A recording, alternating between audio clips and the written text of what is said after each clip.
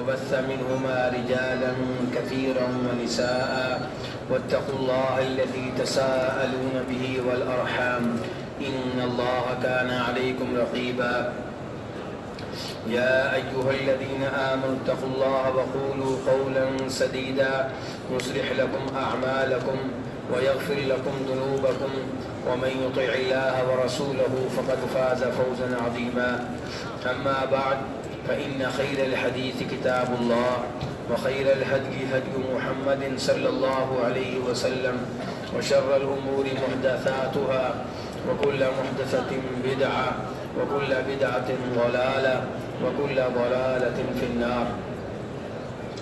ہر قسم کی حمد و ثنا اللہ رب العزت کے لیے، اور درود و سلام ہو امام الانبیاء جناب محمد صلی اللہ علیہ وسلم کی ذات اقدس پہ۔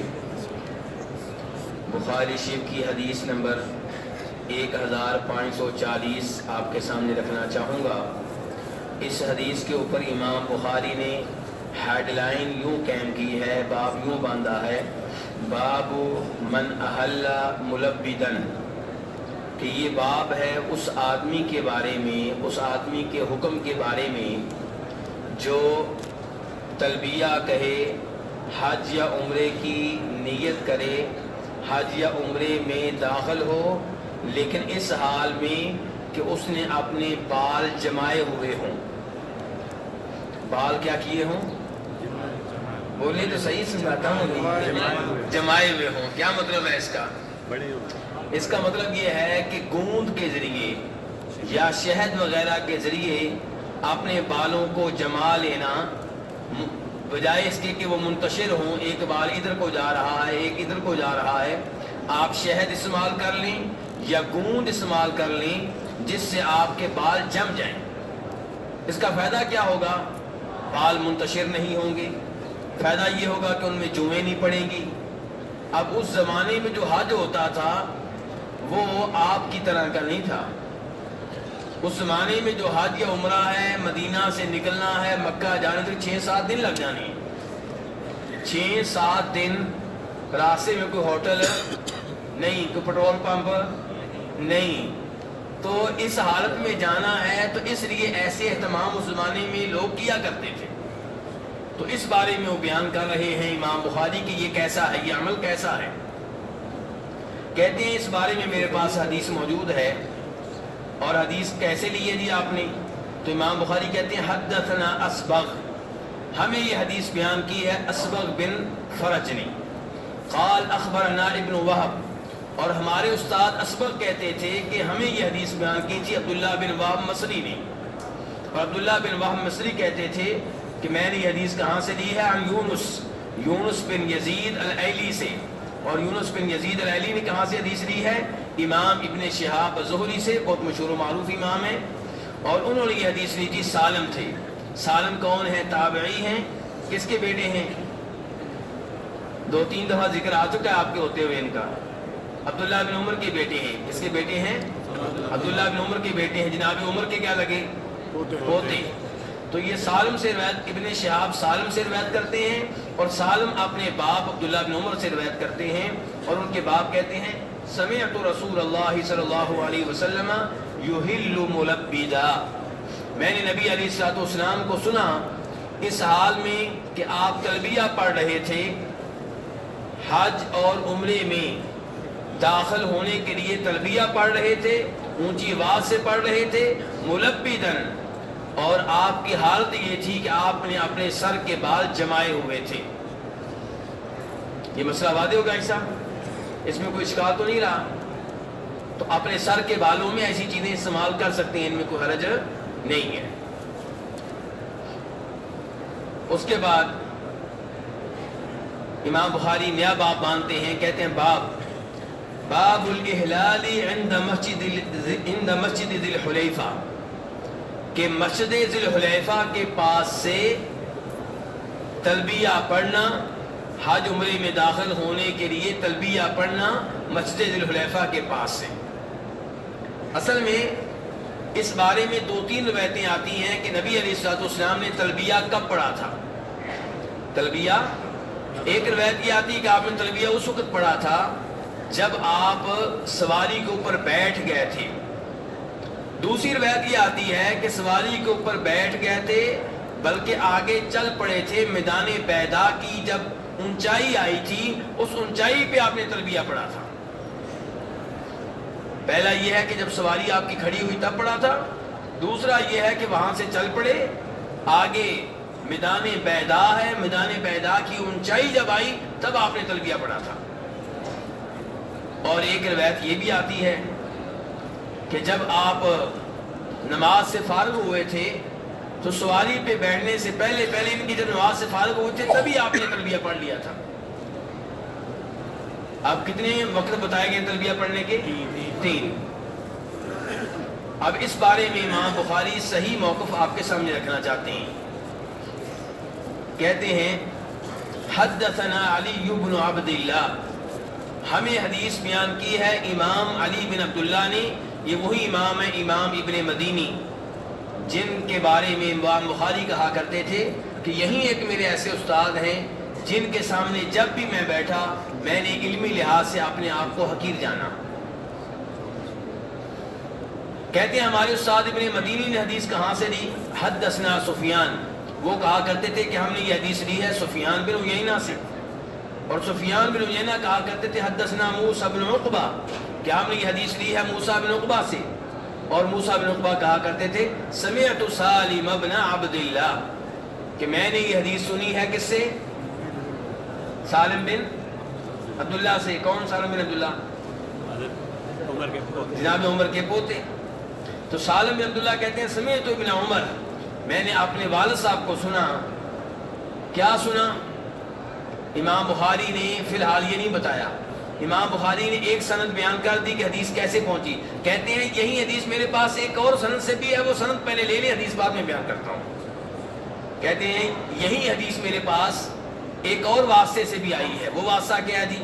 کہتے ہیں کہ ہمیں حدیث یہی بیان کی عبداللہ بن مسلمہ القانبی نے, اور وہ انہوں نے یہ حدیث بیان کی عن مالک, امام مالک سے, 4 اماموں میں سے ایک امام ہے, اور امام مالک نے پھر یہی حدیث لی موسیٰ بن عقبہ سے, اور موسیٰ بن عقبہ نے سالم بن عبداللہ بن عمر سے, اور سالم بن عبداللہ کہہ رہے ہیں کہ میں نے اپنے باپ کو سنا. ہاں جی, اب کیا سنا؟ باپ صاحب, آپ کے والد صاحب کیا کہہ رہے ہیں؟ کہتے ہیں والد صاحب کہہ رہے تھے ما احل رسول اللہ صلی اللہ علیہ وسلم الا من عند المسجد, کہ نبی علیہ الصلوۃ والسلام نے جب پہلی بار تلبیہ کہا ہے تو مسجد کے پاس سے کہا ہے. کہاں سے کہا ہے؟ مسجد کے پاس سے کہا ہے. کون سی مسجد؟ یعنی مسجد ذی الحلیفہ. ان کا مطلب یہ ہے کہ مسجد ذی الحلیفہ. اب میرے بھائی یہ حدیث امام بخاری نے بیان کر دی. عبداللہ بن عمر رضی اللہ عنہ کہہ رہے ہیں کہ نبی علیہ السلام نے مسجد کے پاس سے تلبیہ کہا تھا. اور صحیح موقف کیا ہے اس بارے میں؟ صحیح موقف یہ ہے کہ جس صحابی نے جو دیکھا وہ بیان کر دیا. آپ نے تلبیہ وہاں بھی کہا, سواری کے اوپر بیٹھ گئے تب بھی کہا, میدان بیدا کی اونچائی پہ چڑھے تب بھی کہا, آگے راستے میں بھی کہا, مکہ میں بھی کہا. صحابہ کرام میں سے جس نے جو دیکھا بیان کر دیا. اس کا مطلب یہ نہیں ہے کہ ایک کا موقف ٹھیک اور دوسرے کا غلط ہے, بلکہ مطلب یہ ہے کہ تینوں کا موقف ٹھیک ہے, کیونکہ تلبیہ آپ نے بار بار کہا ہے اور بار بار کہنا چاہیے. مجھے اور آپ کو بھی بار بار کہنا چاہیے. جو ہی آپ میقات سے نیت کریں اس کے بعد مکہ پہنچنے تک مسلسل تلبیہ کہتے رہیں. نبی علیہ الصلوۃ والسلام کے پاس جناب جبریل آئے اور کہا اللہ تعالیٰ حکم دے رہے ہیں کہ آپ اپنے صحابہ کو حکم دیں کہ یہ تلبیہ پڑھیں, اونچی آواز سے پڑھیں. اور صحابہ کرام فرماتے ہیں ہم نے آپ کے آرڈر پہ عمل کرتے ہوئے اتنی کثرت اور اونچی آواز سے تلبیہ پڑھا کہ ابھی آدھا سفر طے نہیں ہوا تھا کہ ہمارے گلے بیٹھ چکے تھے. تو تلبیہ کا بہت زیادہ اہتمام کرنا ہے. تلبیہ میرے بھائیوں وہ عظیم عبادت ہے, ذرا توجہ سے سنیے گا. امام ترمذی روایت کرتے ہیں, صحیح حدیث ہے, پیارے حبیب علیہ السلام نے فرمایا جب عمرہ کرنے والا, جب حاجی تلبیہ پڑھتا ہے تو اس کے دائیں بائیں جتنے درخت ہوتے ہیں, جتنے پتھر ہوتے ہیں, وہ بھی تلبیہ میں شریک ہو جاتے ہیں, وہ بھی تلبیہ پڑھتے ہیں. اس سے آپ اندازہ کریں کہ اللہ کو تلبیہ کتنا پسند ہے کہ آپ کے تلبیہ پڑھنے پہ اللہ نے ان کی ڈیوٹی لگا دی کہ تم بھی ساتھ دو. تو اس لیے یہ ٹائم ضائع نہیں کرنا گفتگو میں، یہ ٹائم ضائع نہیں کرنا واٹس ایپ دیکھنے میں، یہ ٹائم ضائع نہیں کرنا نیند پوری کرنے میں. یہ آپ کا قیمتی ترین ٹائم ہے جس کے لیے آپ 5 لاکھ روپیہ 4 لاکھ روپیہ لگا کر آئے ہیں. اب یہ 4-5 لاکھ روپیہ پورا کریں، اور پورا کرنے کا طریقہ یہی ہے کہ جہاں پہ جو اللہ کے رسول نے عبادت کی ہے وہ آپ کریں. تو اللہ رب العزت ہمیں توفیق دے. بہرحال کہنے کا مطلب یہ ہے کہ نبی علیہ الصلوۃ والسلام نے سواری پہ بیٹھ کر بھی تلبیہ پڑھا ہے اور آگے چل کر بھی تلبیہ پڑھتے رہے ہیں. اس کے بعد امام بخاری نیا باب باندھتے ہیں. یہ باب کیا ہے؟ کہتے ہیں باب ما لا يلبس المحرم من الثياب. یہ باب ہے اس بارے میں کہ کون کون سے کپڑے ہیں جو محرم نہیں پہن سکتا. جو آدمی حالت احرام میں ہو، حج میں داخل ہو چکا ہو، عمرے میں داخل ہو چکا ہو، وہ آدمی کون کون سے کپڑے نہیں پہن سکتا. تو جی آپ اس وقت حج میں ہیں کہ عمرے میں ہیں؟ فی الحال آپ نہ حج کی حالت میں ہیں نہ عمرے کی حالت میں ہیں. ذرا یہ مسئلہ دھیان سے سمجھ لیں، کیونکہ اس وجہ سے بھی بڑے مسائل کھڑے ہوتے ہیں. لوگ سمجھتے ہیں کہ ہم ابھی حج میں ہیں. آپ فی الحال نہ حج میں ہیں نہ عمرے میں ہیں. عمرہ یا آپ نے کر لیا ہے یا کرنا ہے. جب عمرے میں تھے تو حالت احرام میں تھے، فی الحال آپ حلال ہیں، حالت احرام میں نہیں ہیں. تو باب ہے اس بارے میں کہ جو آدمی حالت احرام میں ہو وہ کون کون سے کپڑے نہیں پہن سکتا. امام بخاری کہتے ہیں کہ حدیث سے پہلے یہ جان لیں کہ حدیث مجھے ملی کیسے ہے، حدیث مجھ تک پہنچی کیسے ہے، اس کی سند کیا ہے، اس کے بیان کرنے والے راوی کون سے ہیں.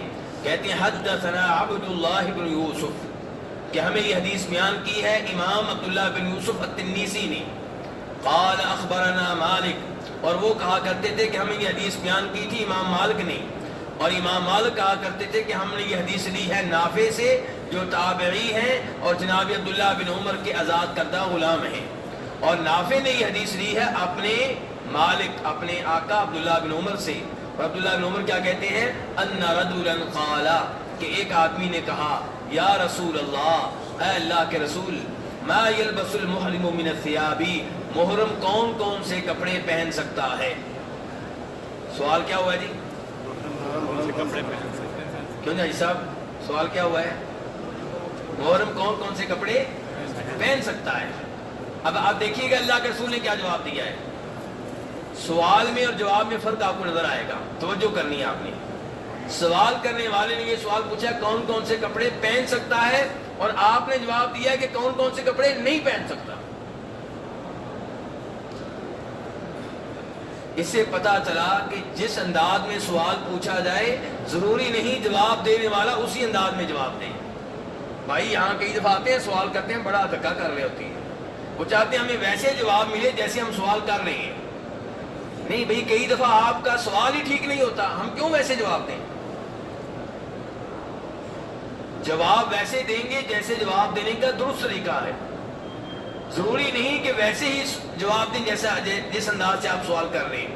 اب سوال کیا گیا ہے کہ محرم کون کون سے کپڑے پہن سکتا ہے، آپ نے جواب دیا کون کون سے نہیں پہن سکتا. کیوں؟ علماء کرام نے لکھا ہے اس کی حکمت یہ ہے کہ جو کپڑے نہیں پہن سکتا وہ چند ایک ہیں، وہ چند ایک بیان کر دیے، باقی سب پہن سکتا ہے. تو جو ممنوع ہیں وہ چند ایک ہیں، وہ بیان کر دیے ہیں، باقی سب حلال ہیں. مسئلہ واضح ہوگا ایسا؟ تو آپ نے کیا جواب دیا؟ قال رسول اللہ صلی اللہ علیہ وسلم، آپ نے جواب دیا لا یلبس القمص، کہ جو حالت احرام میں ہے وہ قمیضیں نہیں پہن سکتا. ولا العمائم، وہ پگڑیاں بھی نہیں پہن سکتا. ولا السراویلات، وہ شلواریں بھی نہیں پہن سکتا. ولا البرانس، وہ کرتا نہیں پہن سکتا، خصوصاً وہ کرتا جس کرتے کے ساتھ سر کی ٹوپی بھی ہوتی ہے. نہیں دیکھا ایسا کرتا آپ نے؟ ابھی آپ یہاں پہ دیکھیں مراکش کے لوگوں کو، مغرب کے لوگوں کو، اور جیسے آپ لوگ کوٹ نہیں پہنتے سردیوں میں، کئی دفعہ سردیوں کے کوٹ کے ساتھ ٹوپی ہوتی ہے کہ نہیں ہوتی؟ بس یہ چیز ہے میرے بھائی، ٹھیک ہے؟ تو ایسی قمیض آپ نہیں پہن سکتے جس قمیض کے ساتھ اس کی ٹوپی بھی ہوتی ہے. ولا الخفاف، اور آپ موزے بھی نہیں پہن سکتے، الا احد، سوائے اس آدمی کے لا یجد نعلین، جسے جوتے نہ ملے تو وہ موزے پہن سکتا ہے۔ جس کو جوتے میسر نہ ہو، گم ہو جائیں، یا مالی لحاظ سے جوتے خریدنے کی طاقت نہیں ہے، کوئی مسئلہ ہے، تو ایسے آدمی کو موزے پہننے کی اجازت ہے۔ عام طور پہ موزے پہننے کی مردوں کو اجازت نہیں ہے۔ فَلْيَلْبَسْ خُفَّيْنِ، تو جس کو جوتے نہ ملے موزے پہن لے، لیکن شرط ہے۔ شرط کیا ہے؟ وَلْيَقْطَعْهُمَا أَسْفَلَ مِنَ الْكَعْبَيْنِ، جب جوتوں کی جگہ پہ آپ موزے استعمال کر رہے ہیں تو موزے چونکہ لمبے ہوتے ہیں، پنڈلیوں کی طرف بڑھ رہے ہوتے ہیں، تو ان کو آپ ٹخنوں کے نیچے سے کاٹ لیں۔ کہاں سے کاٹ لیں؟ ٹخنوں کے نیچے۔ اسی لیے ہم کہتے ہیں کہ ہر جوتا آپ پہن سکتے ہیں سوائے اس جوتے کے جو آپ کے ٹخنوں کو ڈھانک رہا ہو۔ لوگ کہتے ہیں جی اوپر کی ہڈی، بھئی اوپر کی ہڈی ڈھک جائے انشاءاللہ کوئی مسئلہ نہیں ہے۔ اوپر کی ہڈی، پاؤں کے اوپر کی ہڈی کا ننگا رہنا ضروری ہے، یہ فتویٰ دیا تو جاتا ہے، اس کی واضح طور پہ کوئی دلیل نہیں ہے۔ صحیح بات یہ ہے کہ ٹخنے ننگے رہنے چاہیے، اور ٹخنا کس ہڈی کو کہتے ہیں؟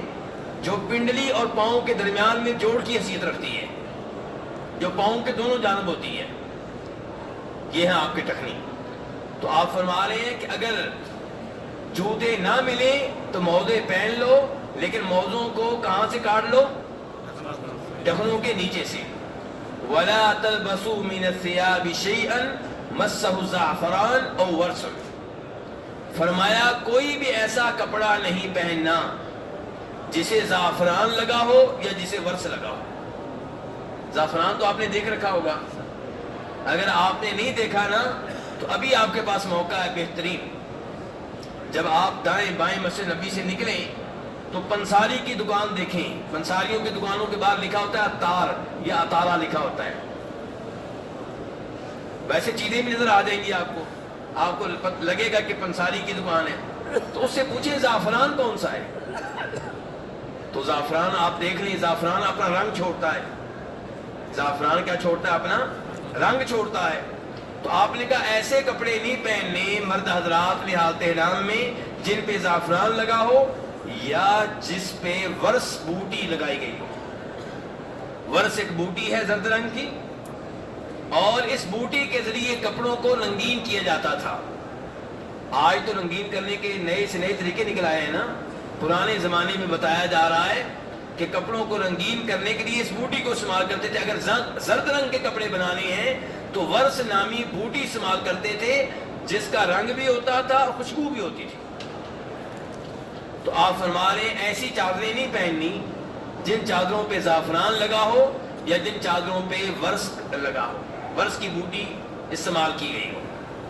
تو یہ وہ چیزیں ہیں جو ممنوع تھیں جن کے بارے میں آپ نے بتا دیا۔ اس کے علاوہ جو کپڑے ہیں وہ جائز ہیں، وہ منع نہیں ہے۔ مثال کے طور پہ اگر کوئی آدمی کالے رنگ کی چادریں استعمال کرنا چاہے حالت احرام میں کر سکتا ہے؟ بالکل کر سکتا ہے۔ اگر کوئی سبز رنگ کی چادریں استعمال کرنا چاہے بالکل کر سکتا ہے۔ افضل چادریں کون سی ہیں؟ افضل وہ ہیں جو سفید رنگ کی ہوں، کیونکہ نبی علیہ الصلوۃ والسلام نے ترغیب دی ہے کہ تم سفید کپڑے پہنا کرو۔ تو احرام کی حالت میں بھی، احرام کے علاوہ بھی سفید رنگ کے کپڑے پہننا زیادہ بہتر ہے، لیکن دیگر رنگ بھی آپ استعمال کر سکتے ہیں سوائے اس کے جس سے روک دیا گیا۔ تو اب اس حدیث سے پتہ چل گیا کہ کون کون سے کپڑے جو ہیں وہ مردوں کے لیے ممنوع ہیں۔ اس کے بعد آج کے درس کی آخری حدیث اور آخری باب، اس کے بعد میں آپ کے سوالوں کی طرف آؤں گا۔ باب باندھا امام بخاری نے، باب الرکوب والارتداف فی الحج، کہ حج میں سوار ہو جانا، ان کے پیدل کی بجائے سوار ہو کے حج کرنا، اور اپنے پیچھے اپنی سواری پہ کسی اور کو بھی بٹھا لینا، اس کا کیا حکم ہے؟ یعنی کہ آپ حج کر رہے ہیں اونٹنی پہ، خود بھی بیٹھ گئے پیچھے اسی اونٹنی پہ کسی اور کو بھی بٹھا لیا۔ آپ حج کر رہے ہیں موٹر سائیکل پہ، خود بھی بیٹھ گئے پیچھے کسی اور کو بھی بٹھا لیا، تو اس کا کیا حکم ہے؟ تو امام بخاری حکم بیان کرنے لگے ہیں لیکن اس سے پہلے کہتے ہیں مجھ سے یہ سن لیں کہ حدیث مجھے ملی کیسی ہے. آپ اندازہ کریں ہر حدیث سے پہلے امام بخاری آپ کو بتا رہے ہیں کہ حدیث مجھے کیسے ملی ہے. ایسے نہیں امام بخاری کے اوپر لوگ اعتماد کرتے, ایسے نہیں علماء کرام کہتے کہ سب سے بہتر حدیث وہ ہے جو بخاری شریف میں آئی ہے. کہتے ہیں حدثنا عبداللہ بن محمد, کہ ہمیں یہ حدیث بیان کی ہے عبداللہ بن محمد المسندی نے. قال حدثنا وہب بن جریر, اور ہمارے وہ استاد مسندی کہا کرتے تھے کہ ہمیں یہ حدیث بیان کی ہے وہب بن جریر بن حازم نے. قال حدثنا ابی, اور وہب بن جریر کہتے تھے کہ ہمیں یہ حدیث بیان کی ہے ہمارے باپ نے. باپ کا نام کیا ہوگا؟ جریر. اور جریر کہتے ہیں عن یونس الایلی, کہ ہم نے یہ حدیث لی ہے یونس بن یزید الایلی سے, اور یونس بن یزید الایلی نے یہ حدیث لی یعنی زہری, امام زہری سے, اور امام زہری نے حدیث لی ہے عبید اللہ بن عبداللہ بن عتبہ بن مسعود سے, اور عبید اللہ بن عبداللہ نے حدیث لی ہے عبداللہ بن عباس سے. اب حدیث کیا ہے؟ ان اسامہ کان ردف النبی صلی اللہ علیہ وسلم من عرفۃ الی المزدلفہ, کہ عرفات سے لے کے مزدلفہ تک نبی علیہ الصلوۃ والسلام سوار تھے, اور آپ کے پیچھے کون بیٹھے ہوئے تھے؟ اسامہ بن زید. آپ کے پیچھے کون بیٹھے ہوئے تھے؟ اسامہ بن زید. کہاں سے؟ عرفات سے لے کر مزدلفہ تک. ثم ارتفع الفضل من المزدلفہ الی منی, پھر آپ نے مزدلفہ سے لے کے منی تک اپنے پیچھے فضل بن عباس کو سوار کر لیا. فضل بن عباس آپ کے کیا لگتے ہیں؟ چچا کے بیٹے, آپ کے کزن, آپ کے چچا کے بیٹے ہیں. تو پہلے اسامہ بن زید کو آپ نے اپنے پیچھے بٹھائے رکھا, اور پھر آپ نے فضل بن عباس کو بٹھائے رکھا. اور علماء کرام نے لکھا ہے کہ اس میں حکمت یہ معلوم ہوتی ہے واللہ عالم, کہ آپ چاہتے تھے کہ ایک آدمی میرے بالکل قریب بیٹھا ہو, وہ دیکھتا رہے, نوٹ کرتا رہے کہ میں حج کیسے کر رہا ہوں, تاکہ یہ دین و دوسرے لوگوں تک پہنچا سکے. تو کئی اور حکمتوں کے علاوہ ایک بڑی حکمت یہ بھی ہے. قال فکلاہما خال, یہ دونوں کہتے ہیں, کون دونوں جی؟ اسامہ بن زید اور فضل بن عباس. یہ دونوں کہتے ہیں, کیا کہتے ہیں؟ کہتے ہیں لم یزل النبی صلی اللہ علیہ وسلم یلبی حتی رمى جمرۃ العقبہ, کہ آپ تلبیہ پڑھتے رہے. حج میں آپ تلبیہ مسلسل پڑھتے رہے. حج صاحب دھیان سے, مینا سے جاتے ہوئے عرفات میں بھی, عرفات سے مزدلفہ آتے ہوئے, مزدلفہ سے مینا آتے ہوئے مسلسل تلبیہ پڑھتے رہے. حتی رمى جمرۃ العقبہ, 10 تاریخ کو جب آپ نے بڑے جمرہ کو 7 کنکریاں مار لی, تو آخری کنکری کے ساتھ تلبیہ کہنے کا وقت بھی ختم ہوا. تلبیہ بہت عظیم عبادت ہے, اللہ کو بہت پسند ہے. میرے بھائی عمرے میں بھی حج میں بھی آپ نے تلبیہ کہنے کی حد کر دینی ہے. تلبیہ کہتے رہیں, اور اگر اس کا معنی بھی آپ کو معلوم ہو تو کہنے کا لطف ہی کچھ اور ہوگا. پھر آپ کا اللہ سے رابطہ ہی کسی اور قسم کا ہوگا. پھر اجر و ثواب جو ملے گا وہ بھی معلوم نہیں کتنا ہوگا. تو یہ تلبیہ زبانی بھی یاد کر لیں, اس کا ترجمہ اور مفہوم بھی یاد کر لیں, اور پھر یہ تلبیہ عمرے میں اور حج میں بار بار کہیں. یہ آپ کے حج کی, عمرے کی بہت بڑی عبادت ہے. تو بہرحال حج میں تلبیہ کہنے کا آخری وقت کیا ہے جی؟ 10 تاریخ کو جب آخری کنکری ماریں گے تو اس کے ساتھ ہی تلبیہ کہنے کا وقت ختم ہو جائے گا. تو یہ تھی چند احادیث بخاری شریف میں سے. یہ سلسلہ جاری و ساری رہے گا. آئندہ درس کب ہوگا میرا؟ کل جمعہ ہے, اس لیے کل فجر کے بعد درس نہیں ہوگا, کیونکہ جمعہ ہے. تو چاہتے یہ ہیں کہ جمعے کے بعد آپ جلدی سے ناشتہ کریں, جلدی سے نیند پوری کریں, اور پھر جلدی سے غسل کر کے مسجد میں آئیں. تو کل ایک دن کے لیے جمعہ کے دن فجر کے بعد درس کا ناغہ ہوگا, اور کل عصر کے بعد یہیں پہ انشاءاللہ ملاقات ہوگی.